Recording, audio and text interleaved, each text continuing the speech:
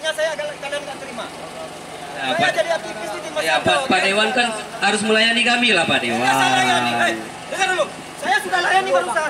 Iya, maksudnya kan harus melayani Pak Dewan. Seharusnya kami raja. Adu mulut yang nyaris bentrok terjadi saat unjuk rasa anggota Himpunan Mahasiswa Islam HMI di kantor DPRK Aceh Baradaya pada Rabu 3 Juli 2024. Seorang anggota DPRK emosi saat menemui mahasiswa. Anggota DPRK tersebut meminta aksi unjuk rasa ditunda karena tengah berlangsung rapat paripurna. Harus melayani kami lah Pak Dewan. Saya layani. Dengar dulu. Saya sudah layani barusan. Iya, maksudnya kan harus melayani Pak Dewan. Seharusnya Unjuk rasa mahasiswa di kantor DPRK Aceh Baradaya. Mahasiswa meminta anggota DPRK dan Pemkab setempat segera menyelesaikan alokasi dana untuk pengawasan pilkada. Jam 12 lewat, kita nggak mau dikasih masuk kawan-kawan. Kita paksakan masuk kawan-kawan.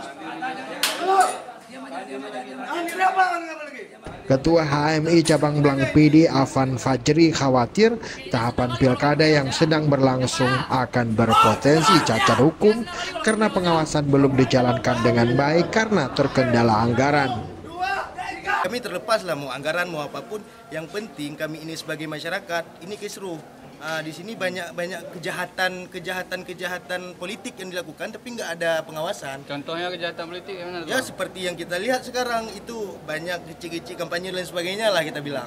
Tapi kita mau laporan kata orang Panwas kami belum bisa bekerja. Jadi dan juga dalam hal ini kami meminta DPR untuk sebagai badan pengawas ini tetap mengawasi kinerja pemerintah dan juga menyelesaikan hal ini secepat mungkin. Aksi unjuk rasa mahasiswa juga ditemui PJ Bupati Aceh Baradaya Darmansa, Ketua DPRK Aceh Baradaya Nurdianto, serta unsur Forkopimda. Pemerintah dia termasuknya DPR sebagai penanggung jawab pengawasan. Dari Aceh Baradaya, tim liputan Aceh Video.